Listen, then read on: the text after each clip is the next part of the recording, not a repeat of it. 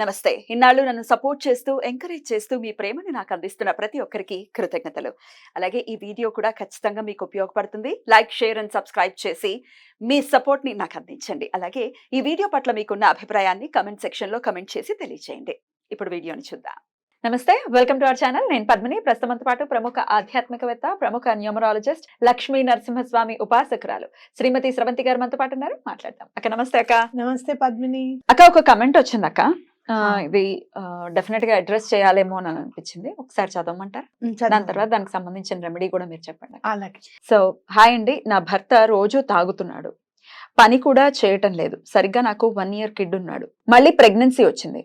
హాస్పిటల్లో చూపించటం లేదు. నువ్వు ఏం చేసుకుంటావో చేసుకో, నేను ఇలానే ఉంటాను అంటున్నాడు. ప్లీజ్ స్రవంతి గారు, మీ ఇంటెన్షన్ ని పంపితే ఎవరో తాగడం మానేశారు అని ఒక వీడియోలో విన్నాను. ప్లీజ్ మా కోసం ఇంటెన్షన్ పంపించండి.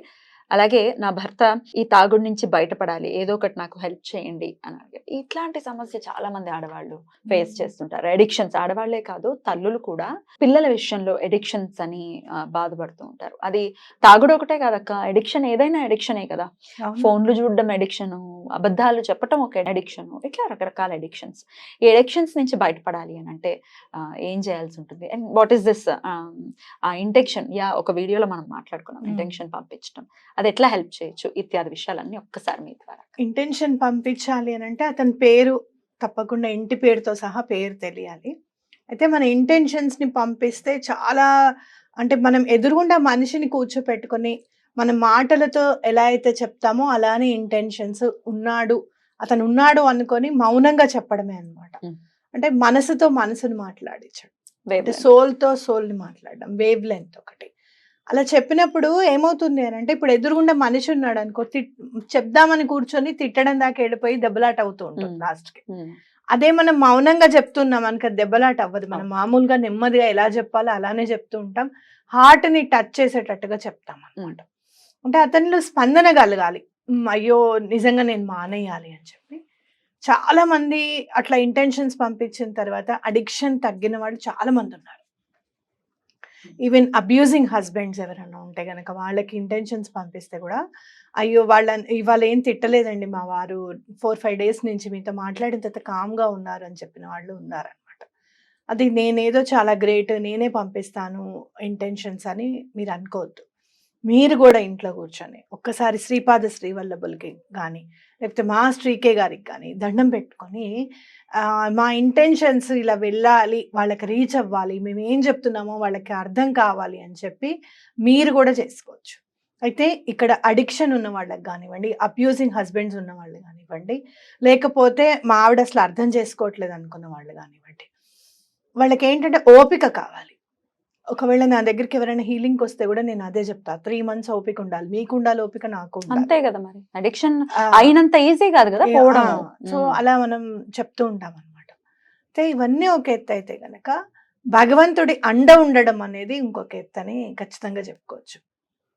అయితే ఇందులో మనం అడిక్షన్, ప్రత్యేకంగా మనం ఏదైనా అడిక్షన్ గురించి ఆలోచిస్తే గనక, తాగుడు అలవాటు ఉంది అని అంటే రాహు కేతువు ఎక్కడో జాతకంలో బాలేదు.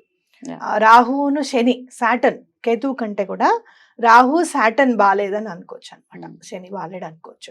మరి ఇవన్నిటికీ ఎలా మనకి రీజన్, ఎట్లా మనం ఏం పూజ చేసుకోవాలి అని అనుకుంటే గనక, మర్యాద పురుషోత్తముడు మన శ్రీరామచంద్రుడు 100%.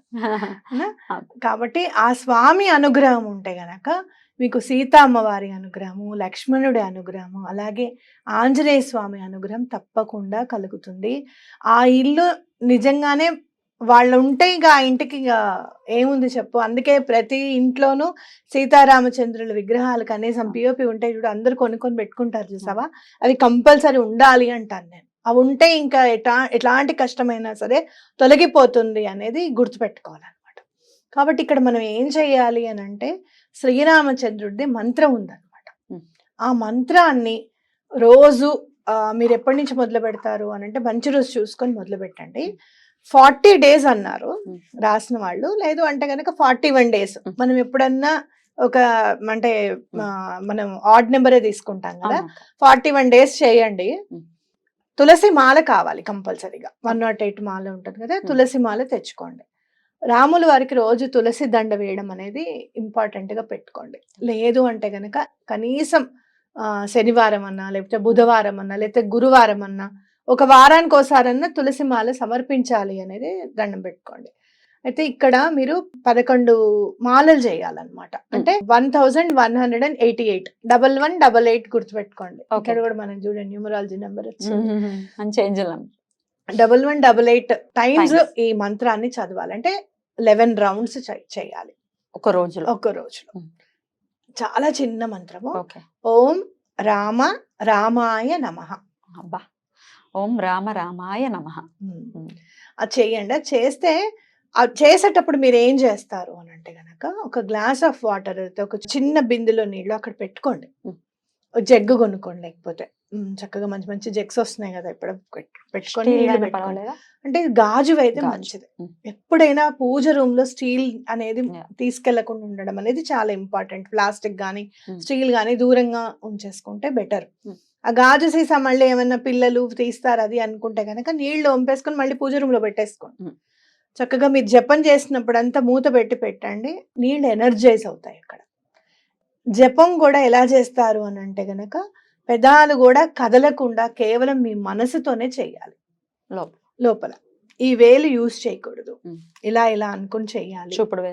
చూపుడు వేలుని అంటకూడదు. మీ జపమాల మీకు కూడా కనిపించకూడదు. అంటే గోముఖం అనేది బ్యాగ్ ఉంటుంది, నెమ్మదిగా అది కొనుక్కోండి. అలా లేదు అంటే గనక మీ కొంగుతో మీ చున్నీతో ఇలా కప్పుకున్నా చెయ్యండి. 108 అయిపోయిన తర్వాత మణిపూస ఉంటుంది కదా, ఆ మణిపూస వచ్చినప్పుడు మళ్ళీ ఆ మణిపూసని దాటకూడదు. జపమాలని ఇటు తిప్పుకోవాలన్నమాట, దాటి వెళ్ళకూడదు అనమాట. అదొకటి గుర్తుపెట్టుకోవాలి. ఇది చేసుకుంటే ఎటువంటి పరిస్థితుల్లోనూ మీకు ఇవన్నీ కూడా తగ్గిపోతాయి. ఇందాక నేను చెప్పాను కదా తాగుడు కంటే సాటర్న్ ఇబ్బంది అని.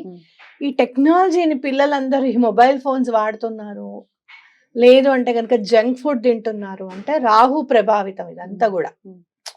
ఓకే, సో ఈ ఫాస్ట్ ఫుడ్స్ ఇవన్నీ కూడా రాహు ప్రభావితం అనమాట. కాబట్టి అది కూడా తగ్గిపోతుంది అనేది గుర్తుపెట్టుకోండి. ఓకే, సో ఆ వాటర్ ని వాళ్ళకి ఇవ్వచ్చు.